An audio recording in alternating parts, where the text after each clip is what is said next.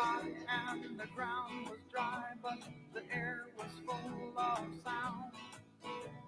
I've been through the desert on a horse with no name. It felt good to be out of the rain.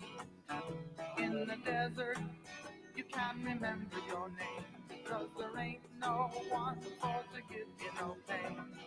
La, la, la, la,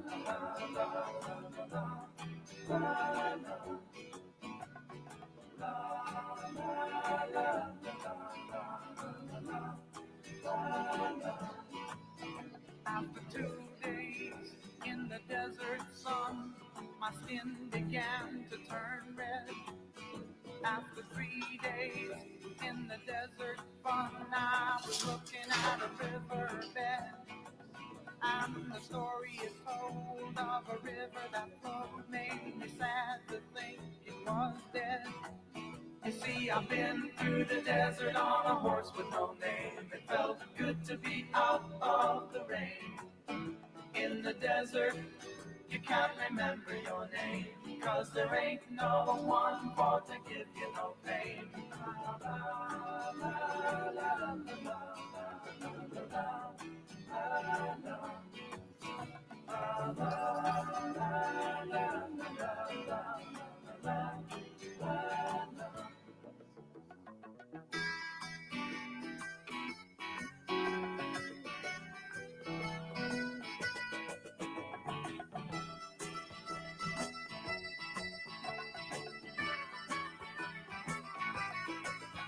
After 9 days, I let the horse run free, 'cause the desert had turned to sea. There were plants and birds and rocks and things. There were sand and hills and rings. The ocean is a desert with its life underground and the perfect disguise above. Under the cities lies a heart made of ground, but the humans will give no love. You see, I've been through the desert on a horse with no name. It felt good to be out of the rain. In the desert, you can't remember your name, 'cause there ain't no one for to give you no pain. La, la, la, la, la, la, la, la.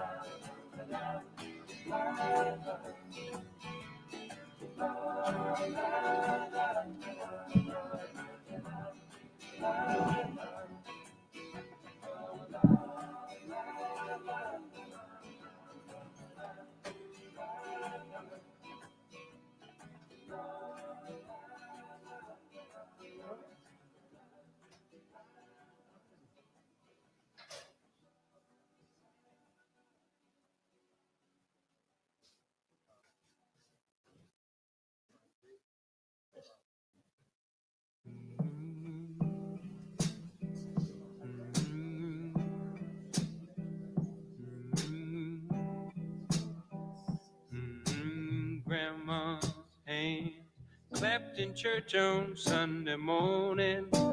Grandma's hand played a tambourine so well. Grandma's hand used to issue out a warning. She'd say, Billy, don't you run so fast. Might fall on a piece of glass. Might be snakes there in that grass. Grandma's hand. Grandma's hand soothe the local unwed mother. Grandma's hand used to ache sometimes and swell. Grandma's hand used to lift her face and tell her, she'd say, baby, grandma, understand that you really love that man. Put yourself in Jesus' hands. Grandma's hand. Good evening. That's some good music to listen to. And by the way, Happy New Year. And, and welcome to the Enoch Prep Free Library. And thank you all for coming out on this very brutally cold evening, because I knew you all could stay home in the comforts of your home. So thank you for coming out. My name is Vivian Fisher, and I am Deputy Chief of the Pratt Library I'm Deputy Chief of the Pratt Library for Public Services here at the Central Branch. This evening, we are pleased to have Lee Hawkins as our featured guest. But before I begin my introductions, I would like to remind you that we have many outstanding forthcoming programs at the Pratt Library. So please pick up your copy of the Compass newsletter or go to our website, prattlibrary.org, for future programs.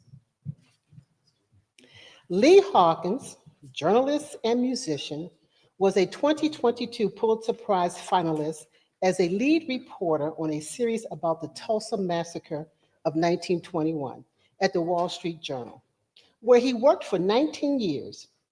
He has received several fellowships, including the Carter Center's Rosalind Carter Fellowship for Mental Health Journalism, the Alicia Patterson Foundation Journalism Fellowship, the O'Brien Fellowship for Public Service Journalism, the USC Annenberg Center for Health Journalism National Fellowship for Reporting on Child Well-Being.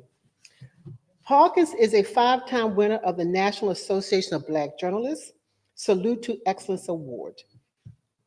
He is the creator and host of the podcast, What Happened in Alabama. He lives in New York City. Hawkins' latest work, I Am Nobody's Slave, tells the story of one Black family's pursuit of the American dream through the impacts of systemic racism and racial violence. Please join me in welcoming Lee Hawkins to the Pratt Library. You know I'll always be your slave. Thank you so much. It is a distinct honor as well as a great privilege to be in Baltimore this evening to share the message behind my book, I Am Nobody's Slave, How Uncovering My Family's History Set Me Free. This book is touted as one that is primarily about corporal punishment and belt whipping. But this book is not about that. Those experiences are part of this story. But this book is really an investigation into 400 years of family history to help me understand how slavery and Jim Crow impacted the way I was raised and how my family was affected by it and how my parents' actions were shaped by a legacy of racial violence, fear, survival, thriving, and resilience. Of course, African Americans, we are often referred to as resilient.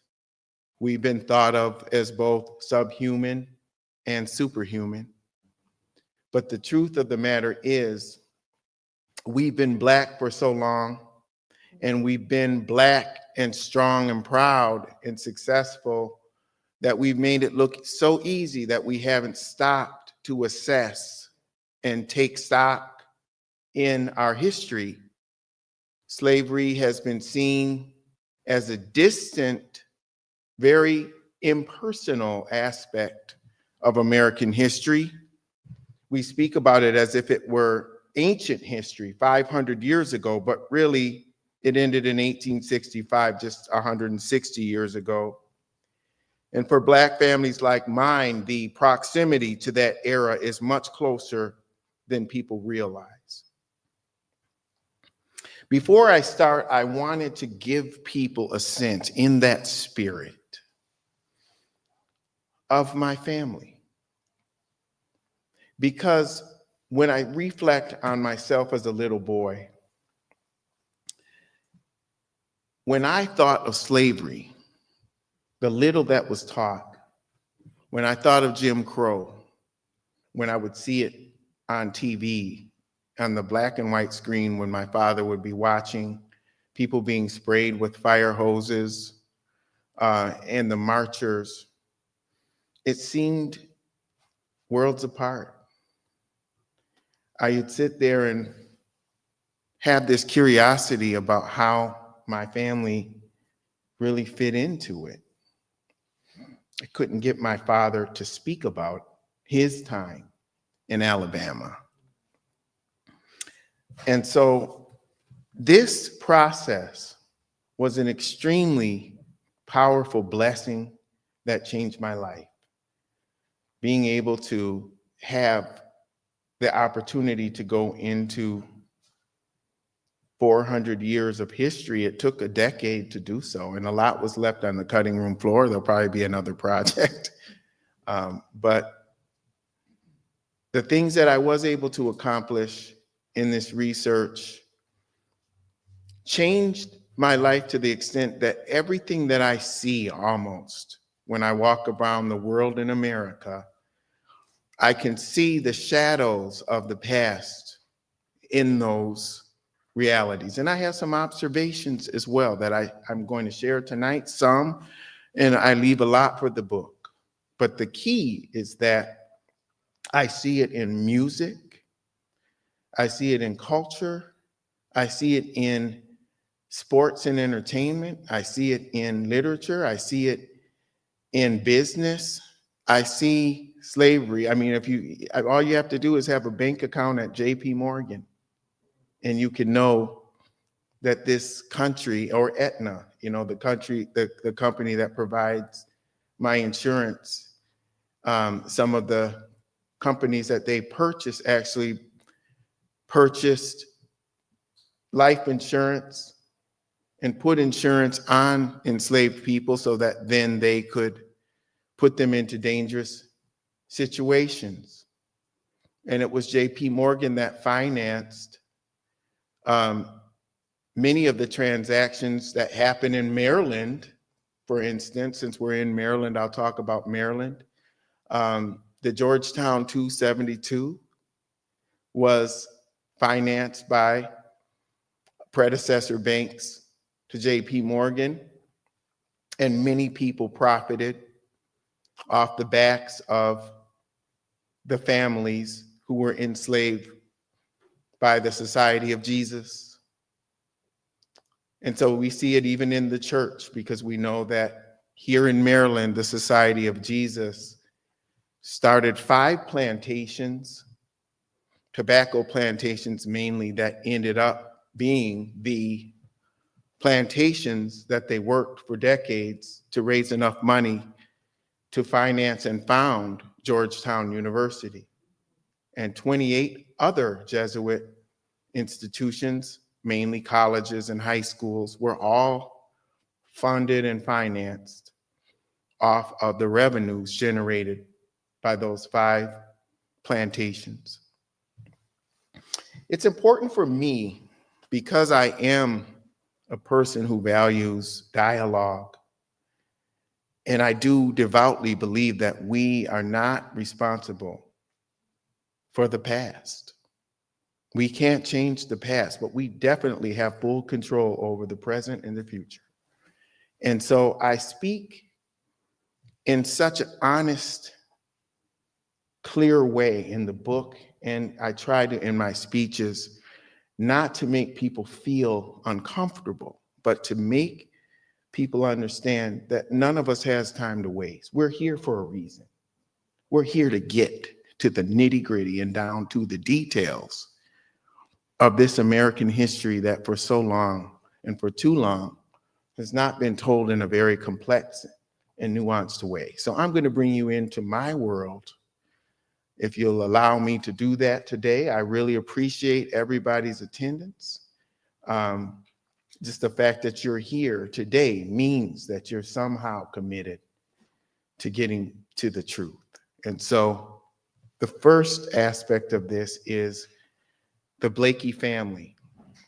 This is actually the maternal side of my family, and these are family members who were 1 generation removed from enslavement. On our farms, we had farms in Missouri and in Yankton, South Dakota in the early 1900s.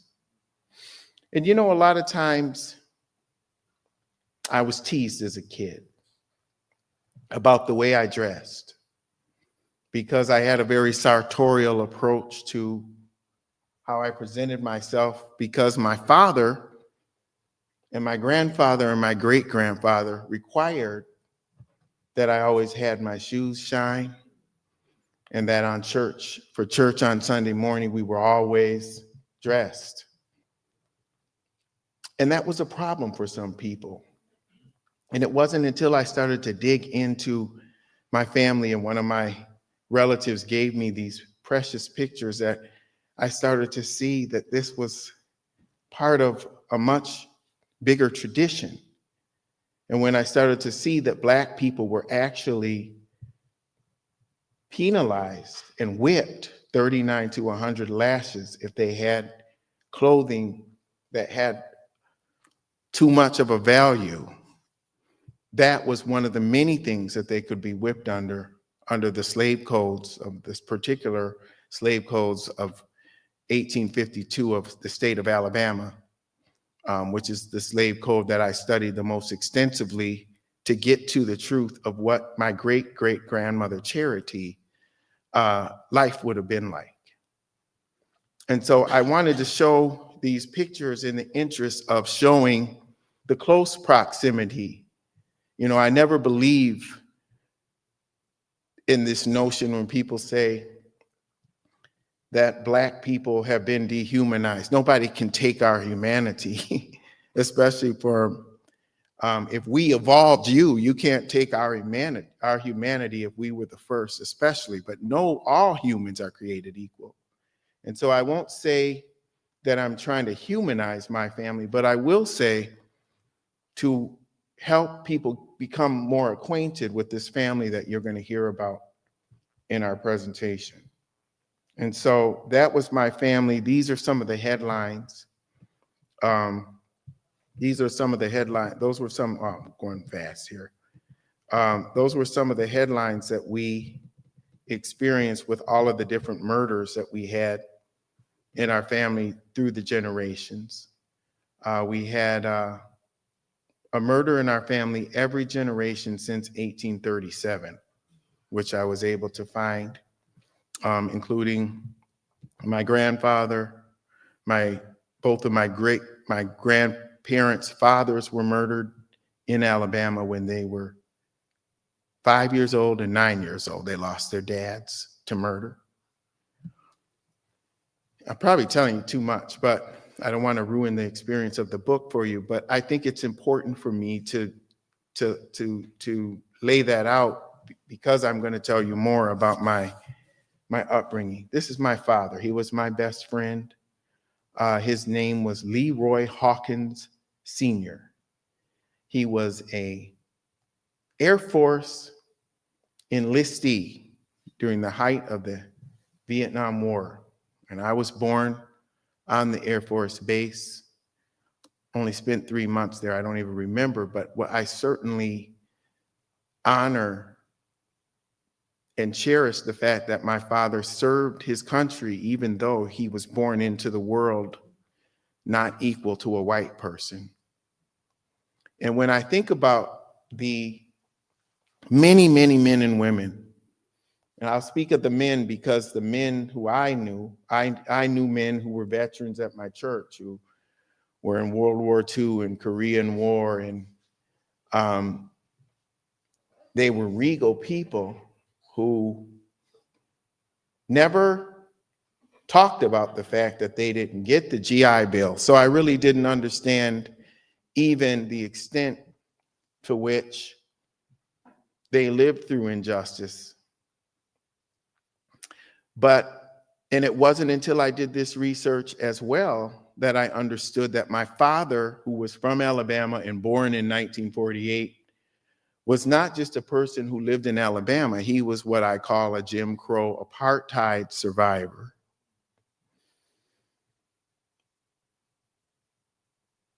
It's a touchy subject when you start to talk about apartheid on American soil.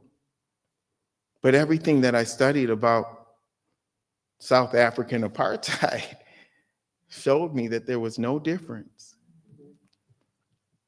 And when I uncovered the murders, I started to realize that those grainy black and white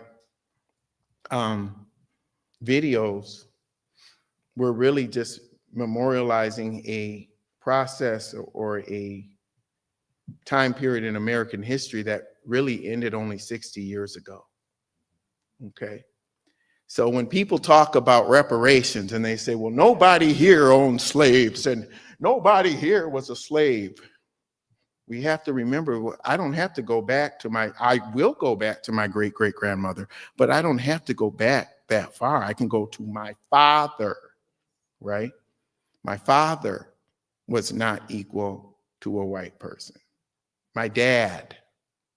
And I saw, and this is the part that makes the book unique, I saw the various ways that my father's time in Alabama that he wouldn't talk about, that I had to go investigate, affected his life and affected my life. My friends who descend from Holocaust survivors,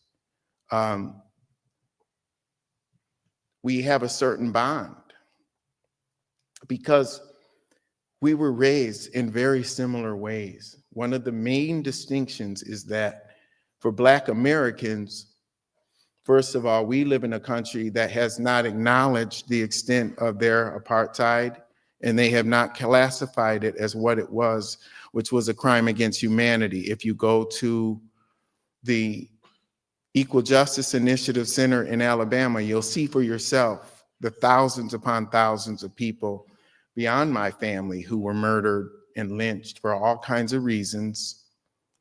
And there's nothing else to call it but a crime against humanity and apartheid.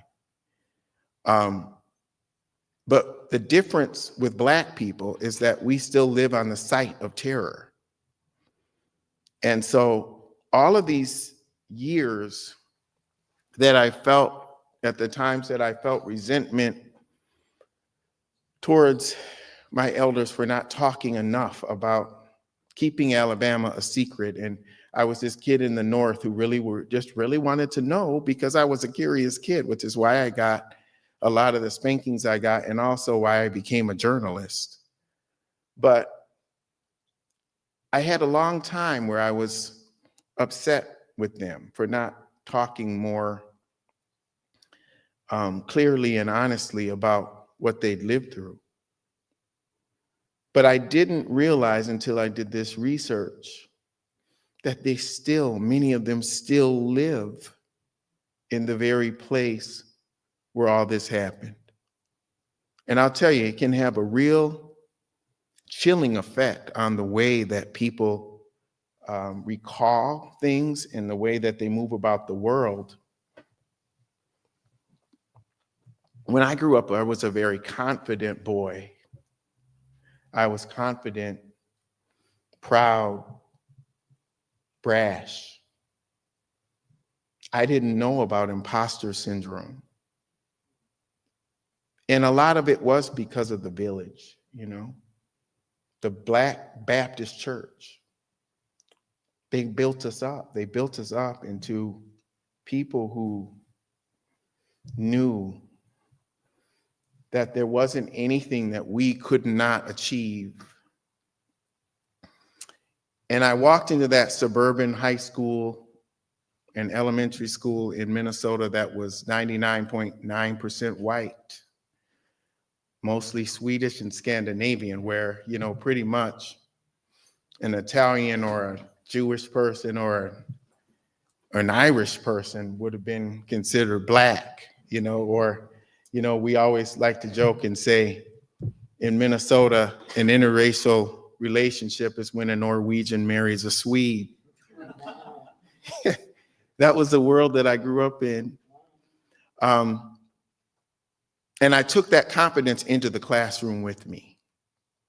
And a lot of that was a lot of the reasons that my parents were afraid, because my father was still very locked in Alabama.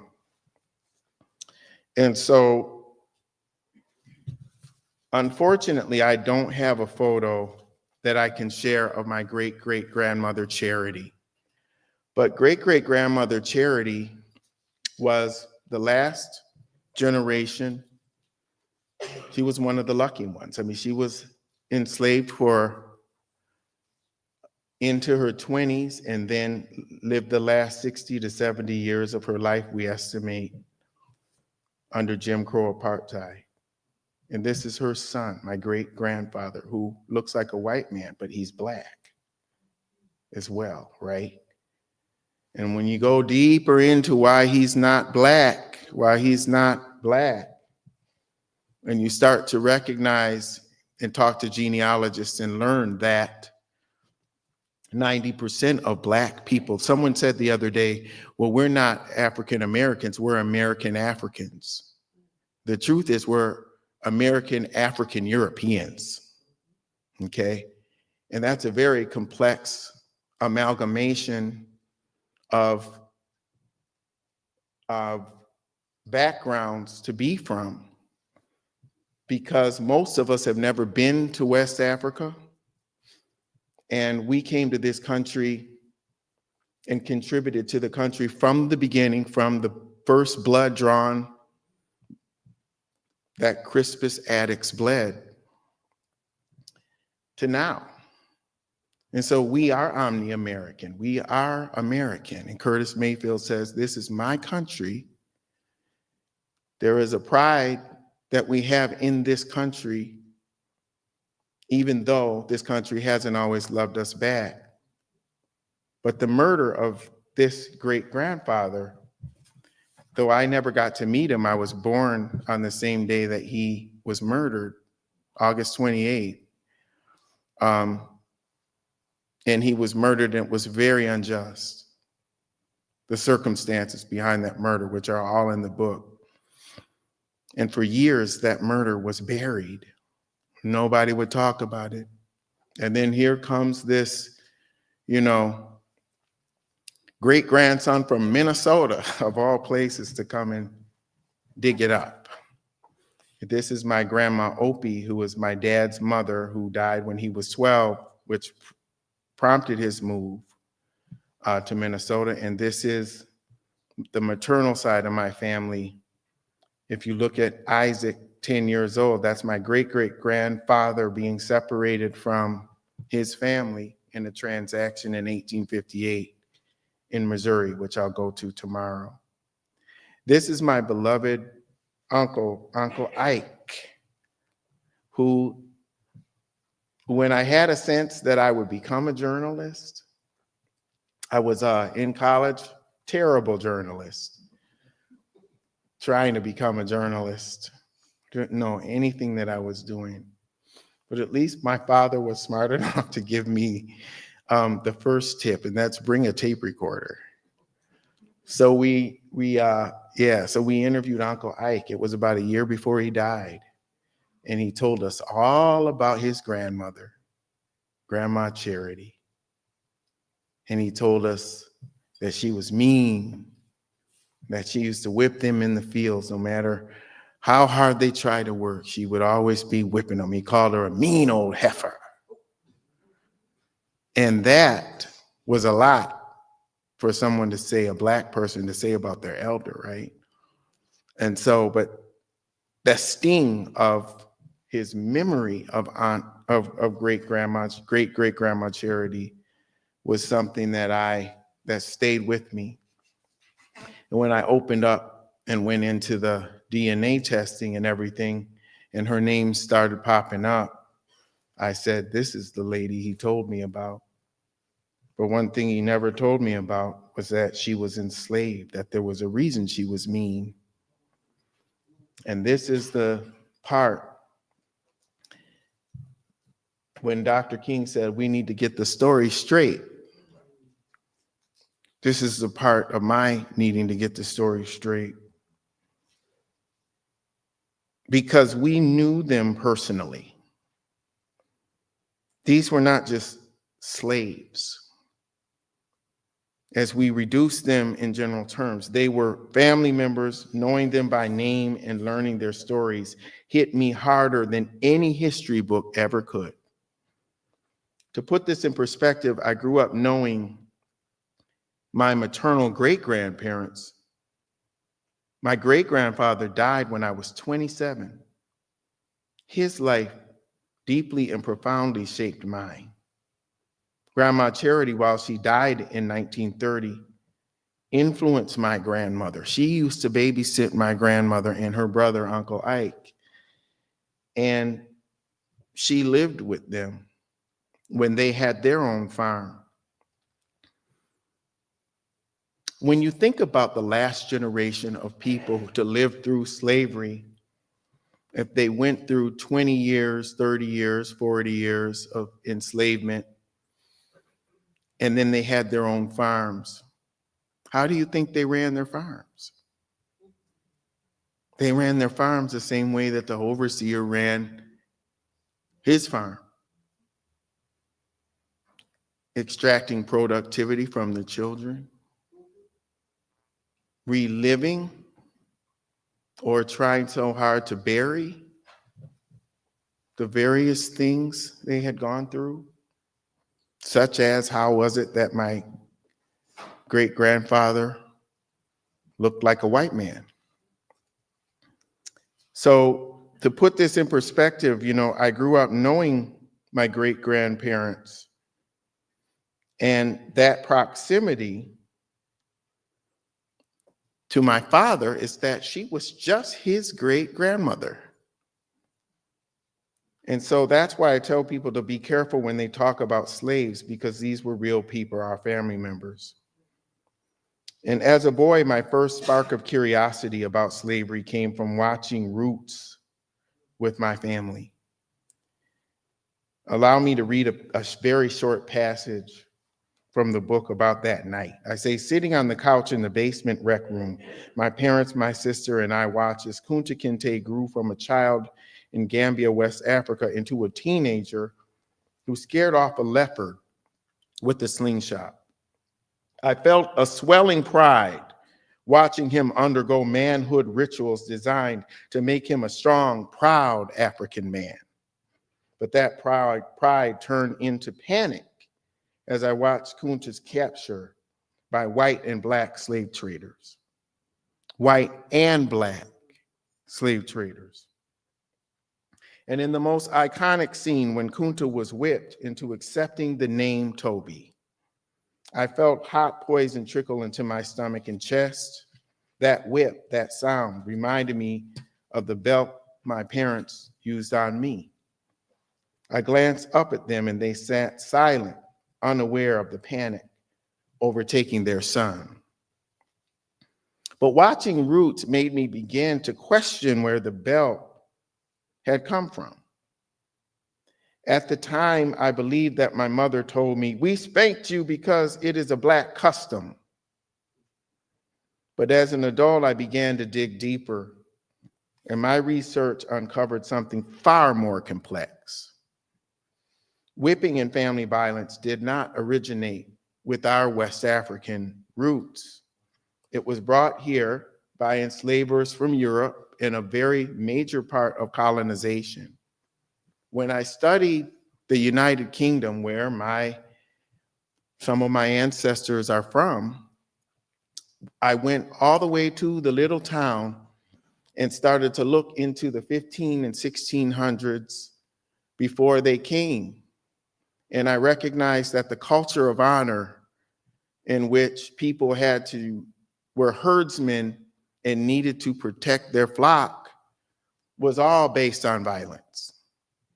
The justice of the peace system that was instituted here in the United States, which included slave patrols that were people who had a duty, white men, ages 18 to 45, every white man in the town, whether you owned slaves or not, had to do one night a week of slave patrol. Everybody had a whip, everybody had a gun.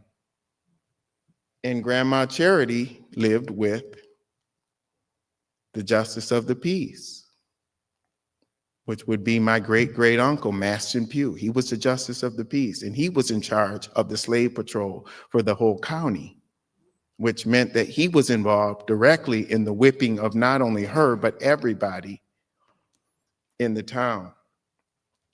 And that meant that Black people, free and enslaved, had to be regulated under the Alabama Code of 1852. You know, in some states, free people could only be there for a certain amount, and they'd have to leave. In the state of Oregon, they actually had a law on the books that said, if you stay a day past 6 months, you have to get 100 lashes. And so there was never anybody who was really free. And I think to a certain extent in today's time, there are still many people in Black America who are still not free.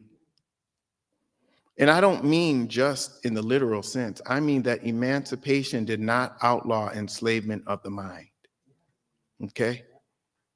And so when we start to listen to even some of the music that I listened to growing up, and some of the imagery and some of the beliefs I had about my Black sisters and the way that we treated and spoke of them, I started to realize that we are the only people in this nation that media companies will allow to be spoken of with the N word and the H word.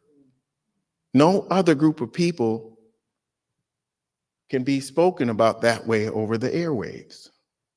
And so, once again, I see it everywhere.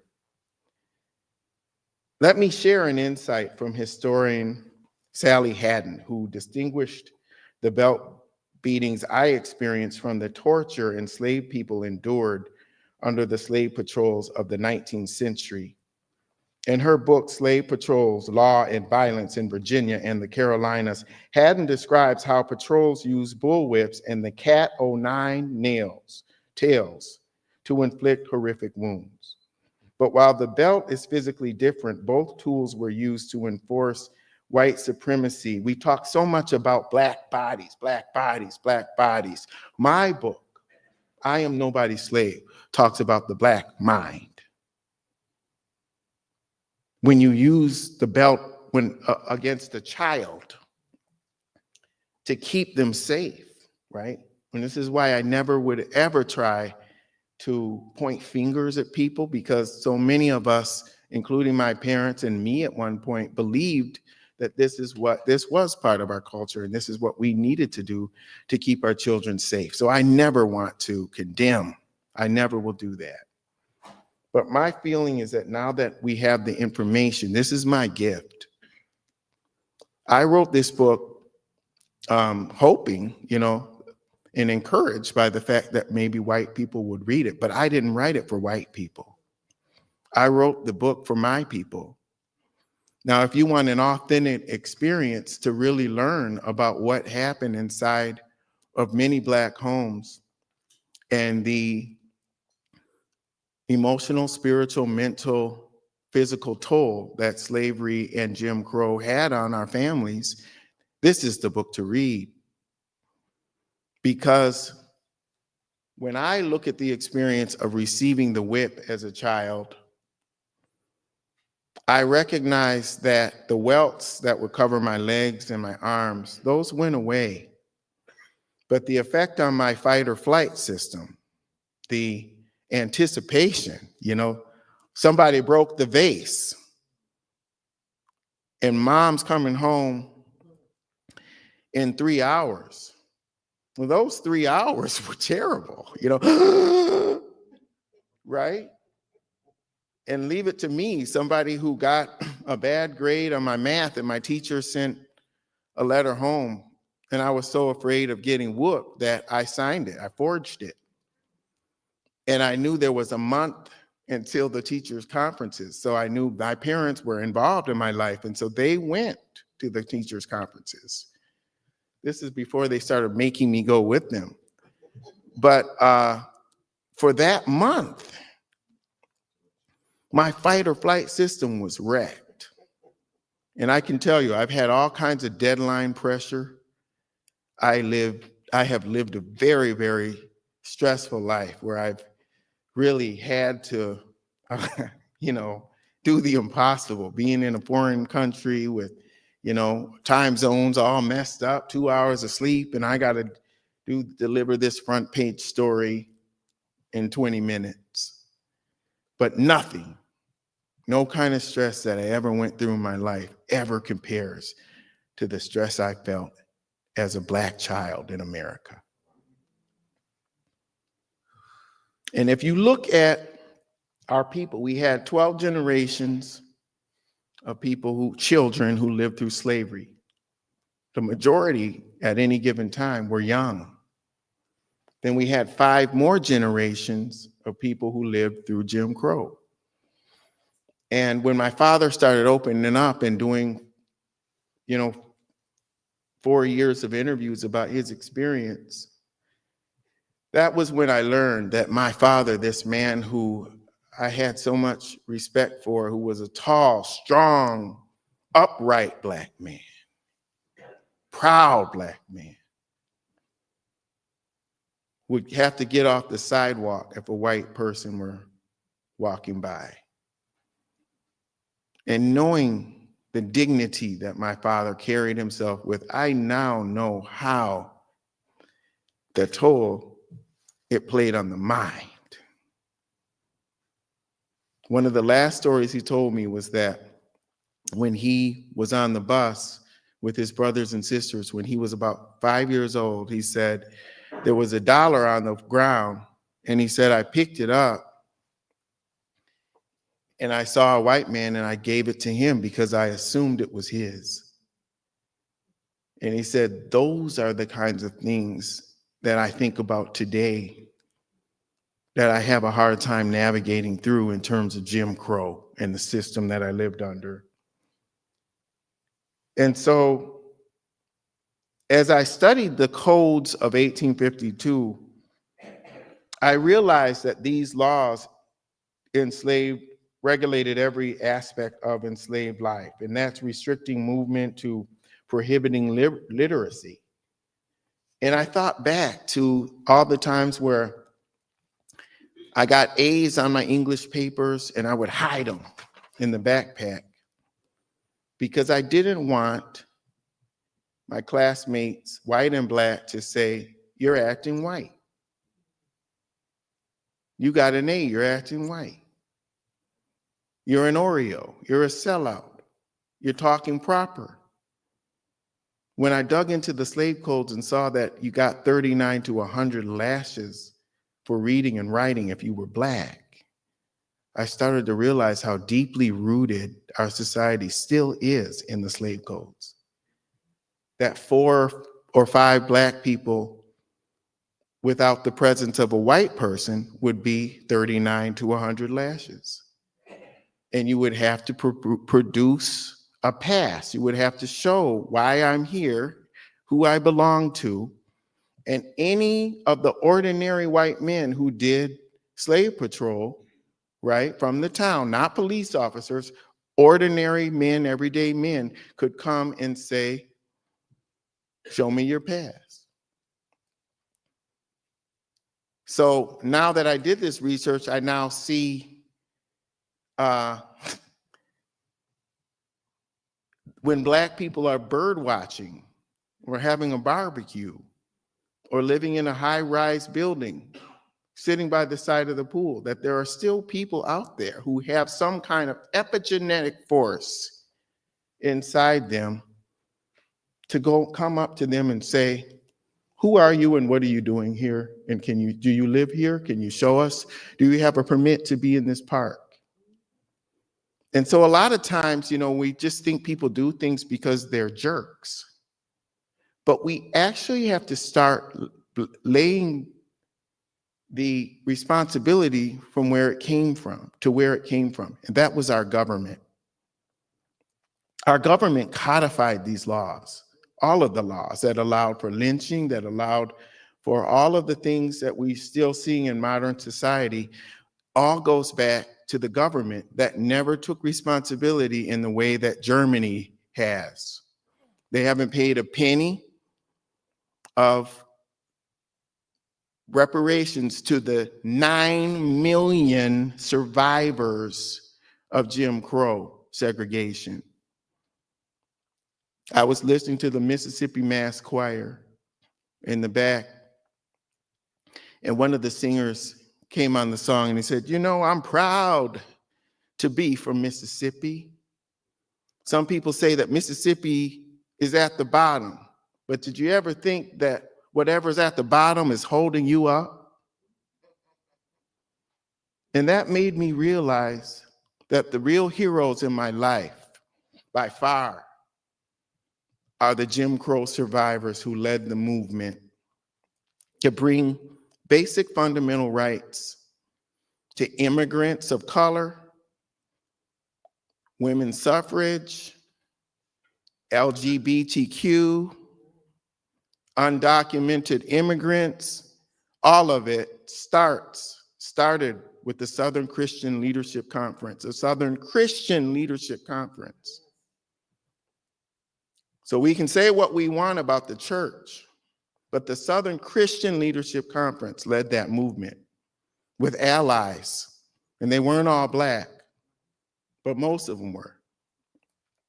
So I never want to create the impression of being the guy from the North coming down, wagging my finger at the people in the South, because while I respect the fact that my family decided to do the Great Migration, and a lot of it wasn't always for a better opportunity, a lot of it was rooted in trauma, which you'll see in the book.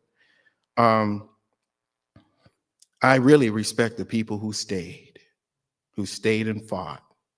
And now many of those cities are run by Black mayors. And so this legacy didn't just shape society, it shaped families like mine. And in the book, I show how Black parents have sometimes had to act as unintentional enforcers of white supremacist ideals. We spank you so the racist police won't kill you. And that's rooted in adverse childhood experiences too. It's not just the spanking, but there's a lot of different things, the having to be on guard at all times, wherever you are. Not just with the police, but with your own, because our own are living under a system of political, social, and economic injustices that have made us turn on ourselves. And plus, crime is all usually done intra-racially, no matter what race you are, and against those in close proximity. So as a Black boy, I was always having to look everywhere. And so I saw all of this play out in terms of the work that I've been able to do with the Carter Center and with USC Fellowship for Childhood Trauma. Toxic stress and the role that toxic stress can play in shortening life expectancy comes out strong in this book. You're going to see that this book is not about blame, it's about understanding. And through my research, I used an approach called the Future Method, family unity through understanding roots and experiences. I found healing, my sister and my father, and we all became even closer than we were through this process. We learned to confront the past and move forward together. And I also was able to do that with the white cousins who I contacted and opened up 400 years of family history in order for me to actually be able to trace the way that slavery impacted my family and theirs. And strangely enough, we're in touch and we are family. And so this is the complexity of America. Once again, we can't control the past, but we can shape the present and the future. In the end, this is a hopeful story. It's about healing from trauma and honoring the legacy of our ancestors. This journey isn't just for Black families, it's for anyone who wants to understand how history shapes us and how we can break the chains of the past and create a better future. But in order to do that, we can't fear books. We can't scrub books from our curriculum. I don't know that I wrote the best book, but I think I did write a book that will allow Americans, my people and Americans of all backgrounds, to have a much more personal account of how slavery, Jim Crow, and the Great Migration affected one African-American family intergenerationally. And I hope that you will read my book. I hope you'll read the audiobook or listen to the audiobook as well, because there's a lot of emotion tied up in these stories. And I think it's about time that we start to tell the stories through the families at the family level, so we can finally understand how the American family, which we are, was affected by all of this. Because nobody, and I mean nobody, I don't care when you came to this country, can escape the scourge of the original sin. It's up to us to figure out how to deal with it. And if we don't deal with it, it will always be here. And there is a cosmic debt to pay. I don't know what it looks like because I'm not the divine. But there's a cosmic debt that will be paid. Thank you very much.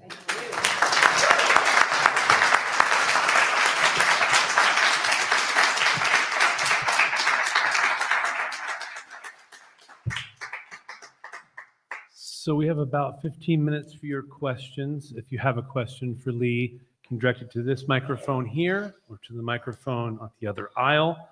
I'll start it off while people are thinking about their questions or getting up and getting in line to ask their question. Lee, we'll start from the online audience. What resources did you most utilize to study your family's past? Well, I used oral history. I used newspaper clippings from going back to the 1800s. One of the things that you'll find, and I'll just list more resources before I expound, but census records, slave schedules, insurance documents,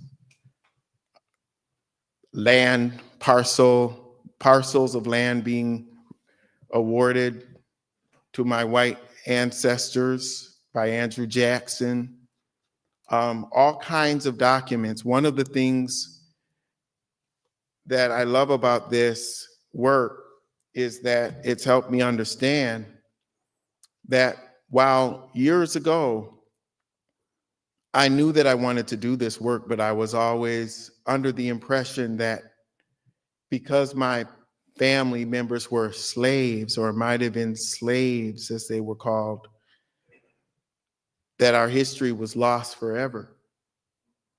But one of the bittersweet realities is that our ancestors were commodities. They were taxed, they were sold, they were moved around, they were willed. And because of that, there was a record. And this is what I mean about the cosmic debt, right? Because many people were lionized as heroes in their obituaries, but there's so much of a paper trail that you're able to go back and recognize the truth. And even about figures we know and love. It's a complex thing. We have to look at the patriotism through the lens of complexity, and a more responsible form of patriotism that allows for Thomas Jefferson to have been the same person that held a woman in captivity. And the reason I know that is not just from reading about Sally Hemings, but a friend of mine is Shannon Lanier. And he looks a lot like me.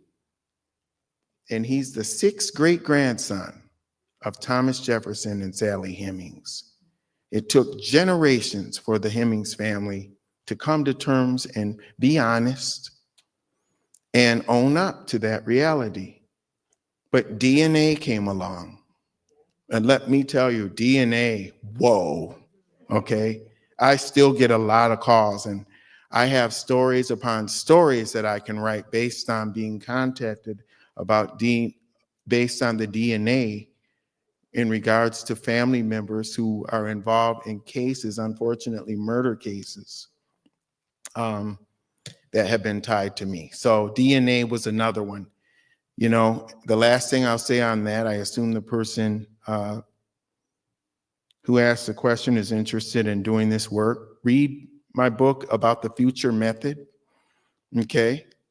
And also understand that if you find yourself, for instance, on Ancestry.com, they have all these records, and there's so many people who are reluctant to take the DNA test because they know that their DNA may be sold off, and hey, you know, I understand that could happen. But for me, my interest, my nosiness, I guess, that's been in my system for so long outweighed those concerns. And I went through a process where I started to hit brick walls with regard to trying to find, well, actually Grandma Charity as well. And the reason I remember one of the few times I've cried as an adult was finally finding her after looking for her for so long. And the fact was that she was found primarily initially because I took a DNA test that blew open the doors to definitively connect me to the white side of the family. And it was my cousin Gail Luker Allred, who was actually a Caucasian woman who was also part First Nations. She's a membership director for the Muskogee Nation in Florida. Well, she was at the time. She was the one that had posted the will. And right there, once I found out that Grandma Charity was on Jesse Pugh's plantation, who Jesse Pugh, we believe, is my 3rd or 4th great-grandfather, and he was white. Once I recognized that she was tied to him, I was able to find that will, and there it was. To my son, Maston Pugh, I bequeath a Negro girl charity.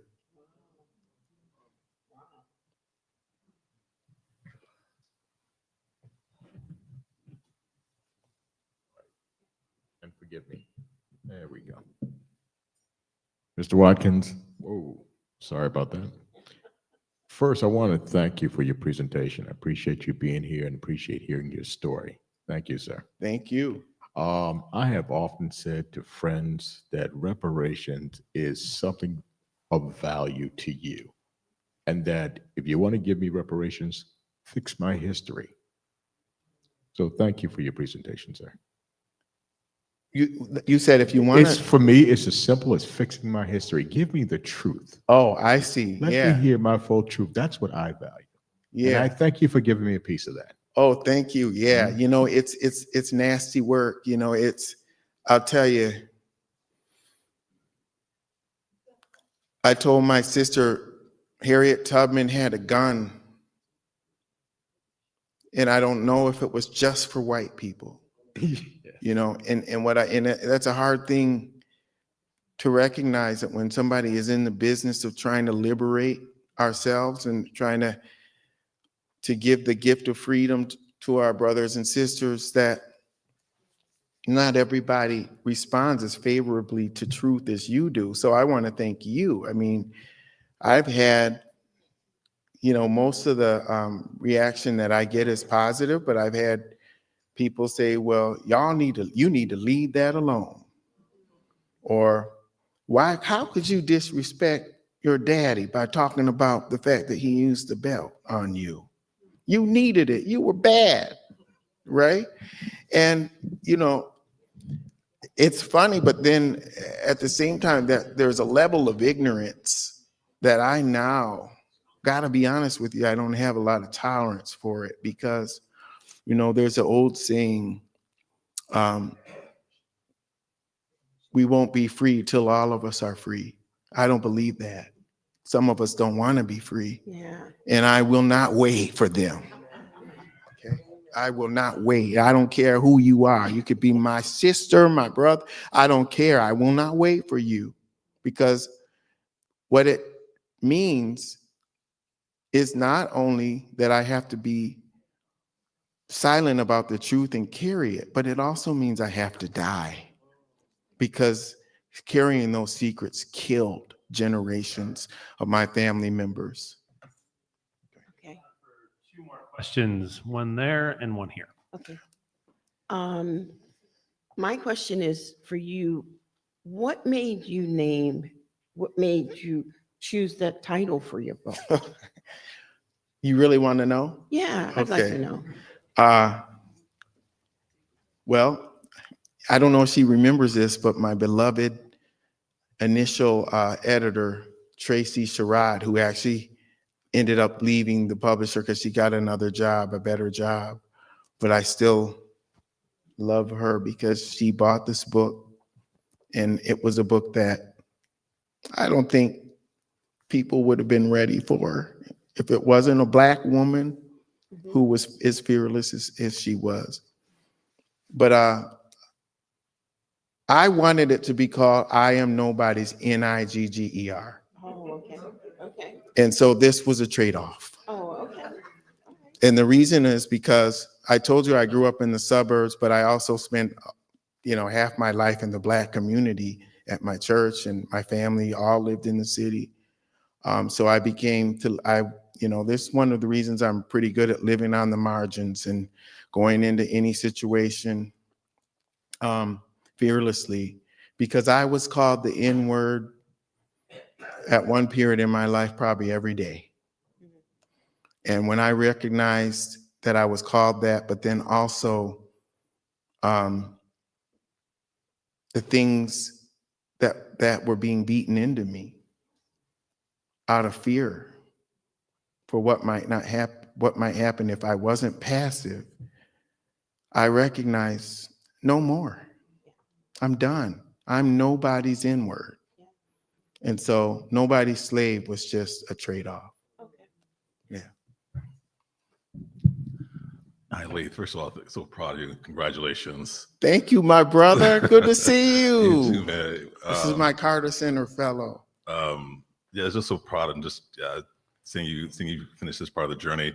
I guess my question is more reflection for you to think about. And in this moment, you know, I think in the American journey, we're in a place where the type of history and trauma that you've unearthed in this book is really, it's not welcomed, as you know, and we're really in a phase where I would say, I think cultural erasure of historical memory, erasure of particular cultures and the narratives they carry. I'm curious, as you think about the impact of this book and your advocacy and the journey of it, how are you thinking about really, you know, making sure this book, as you noted before, you know, reaches the communities, the eyes and ears that it needs to reach, particularly in a moment like this? Yeah, that's a really good question. And you know, I'll add to that at this period in American history, we have people who devoutly proclaim themselves to be progressive. And I have issues with progressives too. You know, I obviously have issues with the repealing of DEI and with Governor DeSantis and what he's doing to white children by taking away history, Black history and Indigenous history, throwing them into a world that's going to be minority majority. And coming from a homogeneous world, because our kids are going to be taught the truth. It doesn't matter. And we have to know the King's English, so we know that. And so we're going to always be able to thrive. It's them who will be at a greater disadvantage. And so I have a strong opinion about I would say the GOP doing this, but I can't say that anymore because there are also people on the progressive side who talk about the problem with stories about trauma. And I always say, be careful what you wish for. And I'm starting to realize that on a lot of these issues, you know, we can be easily pacified to the point that so many people have just a small price that it takes to sell out the truth. And so how am I feeling? I'm just going to be really direct about how I'm feeling now about Donald Trump. I'm giving him a chance. And the reason is because I have 110% knowledge that the Republican Party has its fair share of racists, and so do the Democrats. And I think the fact that reparations was not done after all of these years is proof of that, you know, also in the Democratic Party. And so I think that the unrest that we've seen in the Black community, in this idea that the political, you know, I have a problem with Clarence Thomas because Clarence Thomas is a Jim Crow survivor and he lived through Jim Crow. So he knows, even if it's not politically, experientially, he knows what Black people went through. But I do not have a problem with Black Republicans.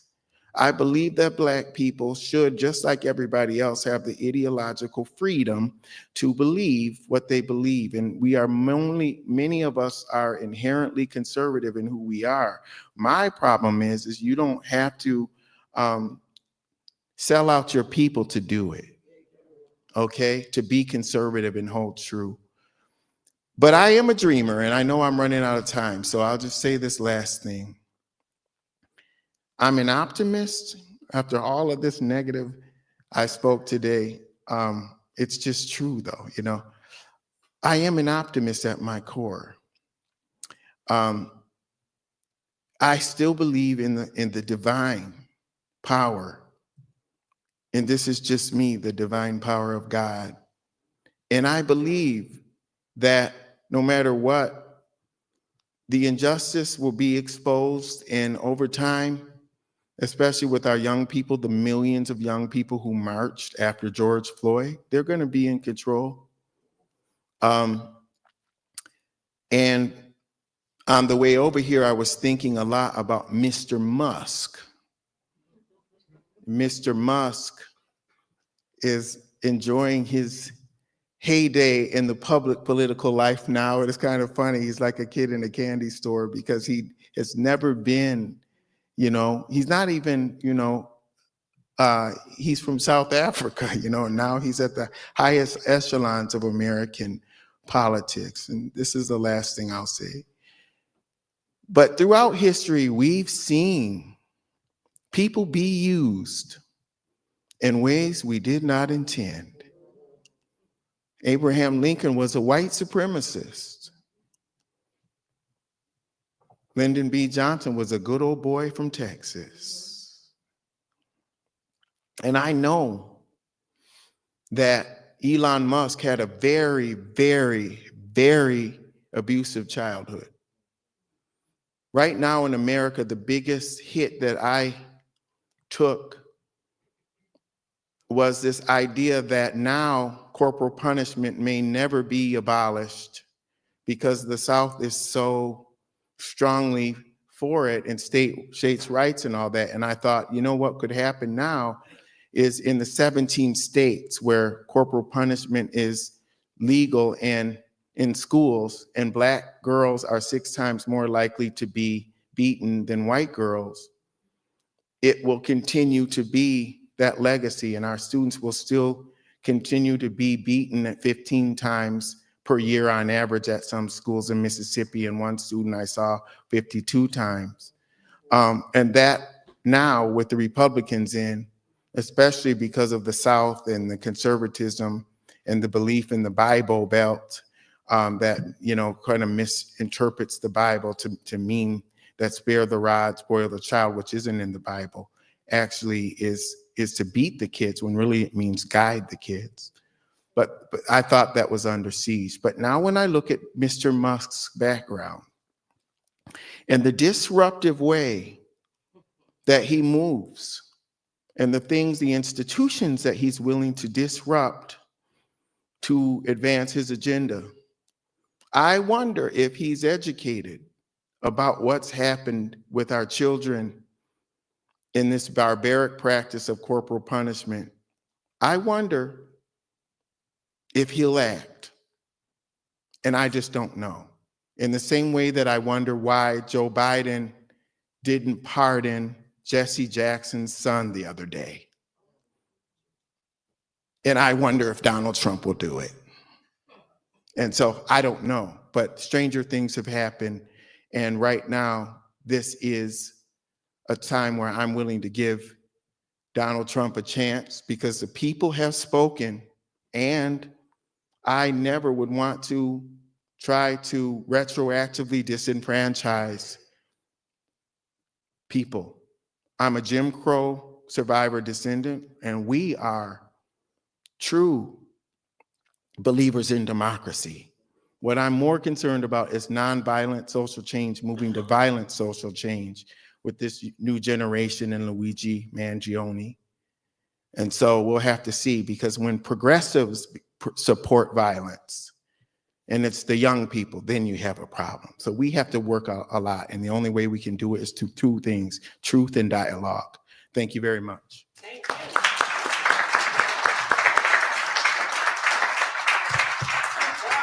Again, please help me thank tonight's author, Lee Hawkins. So now's your opportunity to purchase the book. If you haven't already, Greedy Reads is outside. We'll be out in about 5 minutes. Lee would be happy to talk with you further and sign